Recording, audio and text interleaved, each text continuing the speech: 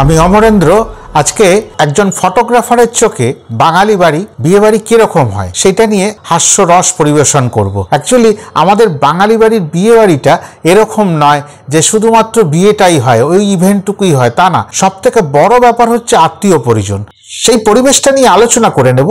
ভিডিওটা একটু বড় হতে পারে, সঙ্গে থাকবেন। প্রথমে আসি বিয়ে বাড়ির একেবারে প্রারম্ভিক অনুষ্ঠান, ভোরবেলা দধিমঙ্গল। কি হয়, ভোরবেলা প্রায় 4টের সময় উঠে চিড়ে দই একটু মিষ্টি টিষ্টি মিলিয়ে একটা মণ্ড মতন তৈরি করা হয়। আজকালকার ছেলেমেয়েরা কিন্তু ওটা খেয়ে অভ্যস্ত না, তাদের কাছে ওটা জাবভুসি। এইবার বিবেচনা করে দেখুন, ওইটা ভোর 4টের সময় যেন রোজা মাসে শায়েরি করা হচ্ছে, কেননা একটু পরে তো রোজা রাখতে হবে। এইবার তো আজকালকার ছেলে মেয়ে তো খাবে না। এইবার এক পিসি এসে সে প্রদীপ পিসি বলতে লাগলো, মা খেয়ে নে, আজ তো সারাদিনে কিছু খাওয়া পড়বে না, আবার সেই রাত্রিবেলা বিয়ের শেষে তোর খাওয়া, তাড়াতাড়ি করে খেয়ে নে, একটু কিছু মুখে দে মা। এইবার শুরু হলো জল আনতে যাওয়া। কেউ কেউ জল সইতে যাওয়া বলে। এবার যখন জল সইতে যাবে তখন দেখা যাচ্ছে কি, সে তো আলো ফোটেনি, আর তখন পোশাক আশাকেরও তো ঠিক ঠিকানা নেই, নাইটি পরেই ছুটলো বাড়ির মেয়েরা, এখনো ঘুমই কাটেনি চোখের। তার মধ্যেও রেশারেশি চলছে। কিন্তু কিরকম রেশারেশি? এই প্রদীপ পিসি আর ঝর্ণা মাসির ঝামেলা। কিরকম, মেয়ের পিসি সব সময় ফ্রন্ট ব্যাটে খেলছে, বরণ ডালা, সমস্ত কিছু, কলসি, এই যাবতীয় স্ত্রী আচারের জন্য প্রয়োজনীয় বস্তু সব সে নেবে। কেন নেবে? কেননা এই যে আমাদের মতন ফটোগ্রাফাররা রয়েছে সাথে, তাদের চোখে পড়ার জন্য সামনে সামনে থাকবে এবং সব ছবিতে সব ভিডিওর ফুটেজের মধ্যে সে থাকবে। এই দিকে ঝর্ণা মাসি তো রেগে লাল। ঝর্ণা মাসি আলগা করে ইশারা করে দিল ফটোগ্রাফারকে, ওকে বেশি পাত্তা দিও না, আমি মেয়ের মাসি, আমাকেই একটু বেশি প্রায়োরিটি দিও। এ তো গেল জল সইতে যাওয়া। কোনো রকমে দিয়ে টিয়ে জল সয়ে এসে এবার সবাই আবার বিছানা ধরে নিল। এইবার বেলা বাড়ছে, পণ্ডিত মশাই এলেন নারায়ণ কোলে করে। উলুধ্বনি শঙ্খধ্বনির মধ্যে দিয়ে কোন রকমে নারায়ণটা গিয়ে সেই যেখানে বৃদ্ধি নান্দিমুখ হবে সেই জায়গায় বসিয়ে দিয়ে আর বাড়ির মেয়েদের দেখা নেই। এইবার মেয়ের বাবার পাড়া কিন্তু চড়ছে চটচর করে।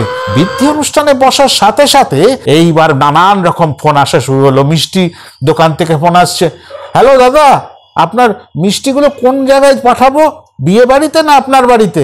হ্যালো দাদা, আপনাদের ড্রাইভার বলছি, এইখানে কোথায় যাব বলুন তো, আমি কি এখন আপনার বাড়িতে যাব নাকি বিয়ে বাড়িতে যাব? এইবার ভদ্রলোকের মাথা গরম হচ্ছে, মেয়ের বাবা কিন্তু, কেননা সে বসে পড়েছেন, সে না বারবার ফোন করলে আচমন করতে হয়। এবার পণ্ডিত মশাই করা, তিনি বলছেন পুনঃ আচমানিয়াম, আবার একটু গঙ্গা জল দিয়ে। এবার কিন্তু মাথা টাথা গরম করে ভদ্রলোক যদি ওই যে ঘট বসানো আছে ওর ওপরে ডাবটা ছুঁড়ে পণ্ডিত মশাইয়ের মাথায় মারে, কেমন হবে বলুন তো? বৃদ্ধি স্থানে মেয়েকে বসিয়ে পবিত্র বস্তুগুলোকে তার কপালে ছোঁয়ানো হবে। পণ্ডিত মশাই মন্ত্র বলছেন, নমঃ অনেনা কজ্জলেনা রূপেনা স্বর্ণেনা ইত্যাদি ইত্যাদি। অশ্ব, মেয়ের নাম বলুন, গোত্র বলুন, শুভ অধিবাসনা মস্তু, ঘটে ঠাকান, মাটিতে ঠাকান, মেয়ের কপালে ঠাকান। মেয়ে কিন্তু চটছে একটু একটু করে, এই ঠেকাঠেকি তার পছন্দ হচ্ছে না। আধুনিক মেয়ে তো। এইবার বরণ ডালা নিয়ে যেই মন্ত্র উচ্চারণ শুরু হয়েছে, মেয়ে কিন্তু দাঁত কিরমির করছে। নমঃ অনেনা প্রশস্তি পাত্রেনা অশ্ব, মেয়ের নাম বলুন, গোত্র বলুন, মাটিতে ছোঁয়ান, নারায়ণে ছোঁয়ান, মেয়ের কপালে ছোঁয়ান। অধিবাসন মস্তু, এই শুরু হয়ে গেল মেয়ের ঝামেলা। আরে এইভাবে, আরে আমার মেকআপ নষ্ট হয়ে যাবে। এই ফুলটুসি কিন্তু ঝামেলা শুরু করে দিয়েছে বাবার সঙ্গে। একে তো চতুর্দিক সমস্যার মধ্যে, তার মধ্যে এইসব নকরা তার বাবার কিন্তু পছন্দ হচ্ছে না। এইদিকে বাড়ির মেয়েদের কাউকে পাবেন না। কেন বলুন তো? ওই যে ব্রেকফাস্ট চলে এসছে, ক্যাটারার পাঠিয়ে দিয়েছে, এইবার ব্রেকফাস্টের ঝক্কি চলছে, যে যার খ্যাটন মেরে যাচ্ছে। আবার ঝর্ণা মাসি কি করেছে, তার ছেলের পিছন পিছন ছুটছে, ওরে খেয়ে নে, 2-4টে বেশি লুচি খেয়ে নে, কেননা দুপুরের খাওয়া বিয়ে বাড়িতে দেরি হতে পারে। আর ছেলেও সেরম তেদর, সেও পাত্তা দেবে না, সেও দৌড়াচ্ছে, ঝর্ণা মাসিও দৌড়াচ্ছে, আর প্রদীপিসি পিক পিক করে হাসছে। কিন্তু সে মেরে দিয়েছে, টাপাটাপ সাটিয়ে দিয়েছে প্রদীপিসি আর পিসামশাই, তার খাওয়ায় কোনো মিস নেই।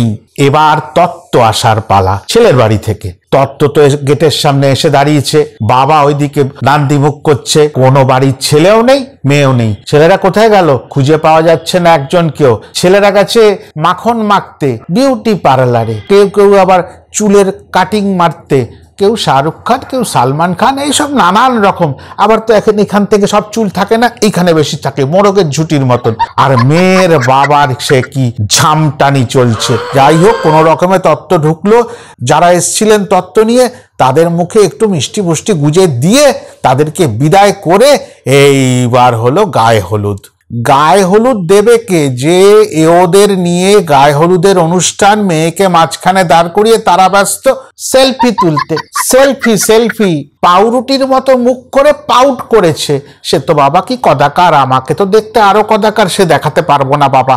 ছাদের বাগানে যত ফুল ফল লতা পাতা সব একবার মাথায়, একবার কানে, একবার এখানে, একবার হাতে, সে নানান রকম চলছে।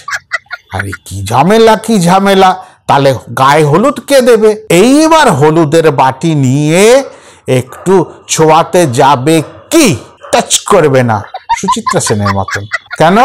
সে অনেক কষ্ট করে মেকআপ টেকআপ করেছে, তার রং ফং যাতে না লেগে যায় মেকআপ আর্টিস্ট বারণ করেছে। কোন রকমে হাতে এই একটু এদিক ওদিক লাগিয়ে কাপড়ে চোপড়ে, মুখে না। তা বললাম ফটোগ্রাফার হিসেবে একটু টাচ করুন, হাতে হলুদ নিতে হবে না, একটু টাচ করুন। গায়ে হলুদ অনুষ্ঠান হলো কোথায়? মেয়ে বলছে এখন গায়ে হলুদ ফলুদ হয় না, এখন হলদি হয়, মেহেন্দি হয়, আর বিয়ের একদিন আগে সঙ্গীত হয়, লেডিস সঙ্গীত। সব বাঙালিদের নকল। বাঙালির নিয়ম আচার বলে আর কিচ্ছু নেই গো। হলুদ তো মেয়েকে নিমিত্ত মাত্র লাগানো হয়েছে, বাকি হলুদটা নিয়ে সে নিজেদের মধ্যে ওরা মাঝবয়সী মহিলাগুলো যা মাখামাখি করলো।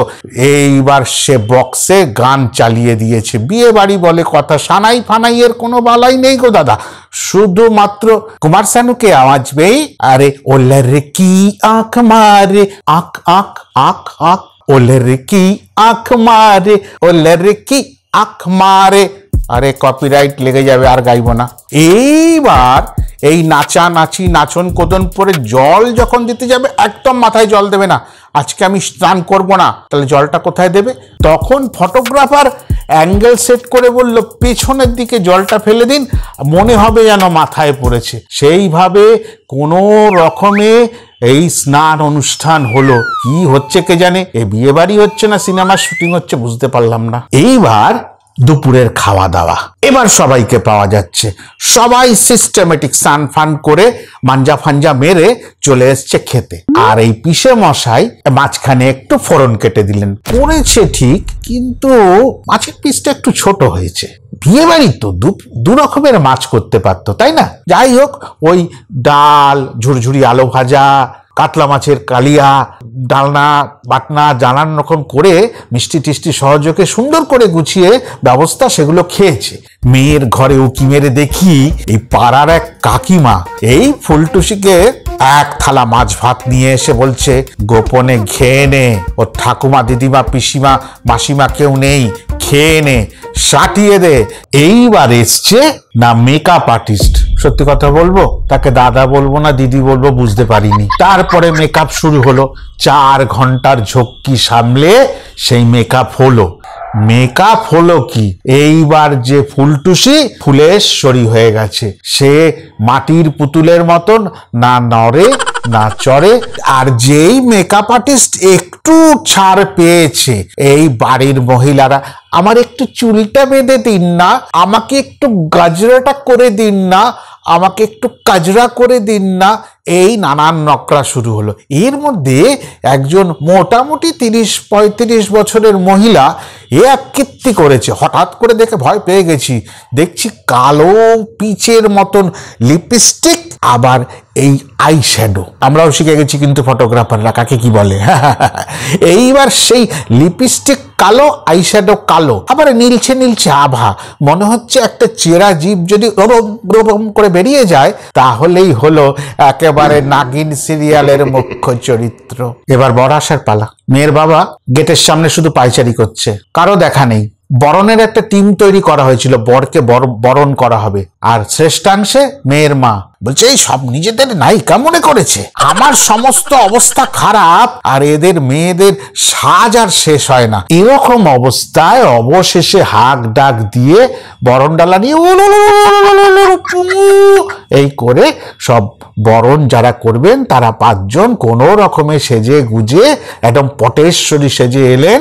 বর এসেছে, বর যেন লজ্জায় লজ্জায় বাবারে বাবা, কিন্তু বরের বাবার ভাবটা এরকম যে সে প্রধানমন্ত্রী বা রাষ্ট্রপতি। কেন বলুন তো, সে ছেলের বাবা বলে কথা। মাথায় রাখবেন আপনার আরেকটি মেয়ে আছে, এরপরে তার বিয়ে, তখন আপনার কাছাটা সামলাবেন কি করে সেটা কিন্তু আজকের দিন থেকে ভেবে রাখুন।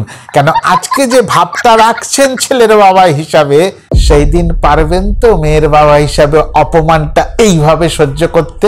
এক প্রান্তে রয়েছে ফুলটুসি, আর এক প্রান্তে রয়েছে ভদ্রকুমার, এই বরের নাম দিয়েছি। এই ভদ্রকুমার কে আশীর্বাদ করা হলো, ফুলটুসিকেও আশীর্বাদ করা হলো। ফুলটুসি কি করেছে, পাকোড়া খাবার সিনটা দেখবার মতো, দাঁত সর্বস্ব খাওয়া, ঠোঁট বলে কিছু নেই, এই লিপস্টিক ভেটকে যাবে।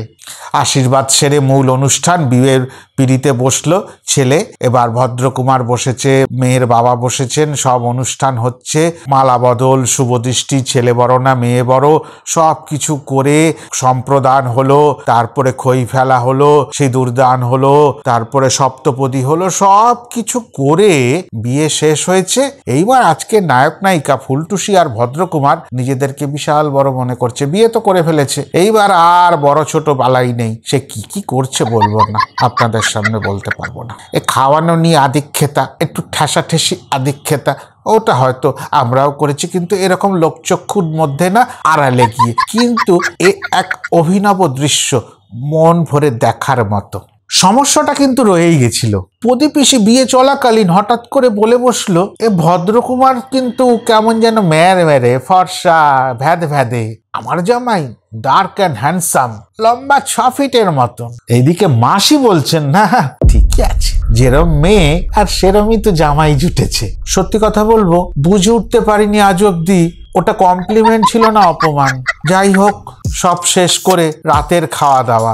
যারা চালাক তারা ওই ফুচকা, স্টার্টার, মকটেল এগুলো বেশি খায়নি, তারা মেন কোর্সের দিকে টিপিস করে মেরেছে ড্রাইভ, আর পেট ভরে খেয়েছে। এমনিতে উপহার আর এই উপঢৌকন বা যাই বলুন এগুলো দেওয়ার কোনো ব্যাপার নেই, মানা করে, তবুও সে দিয়েছে 150 টাকা দামের একটা বেডশিট, আর হান দিয়েছে যা ও আর বলার মতো না।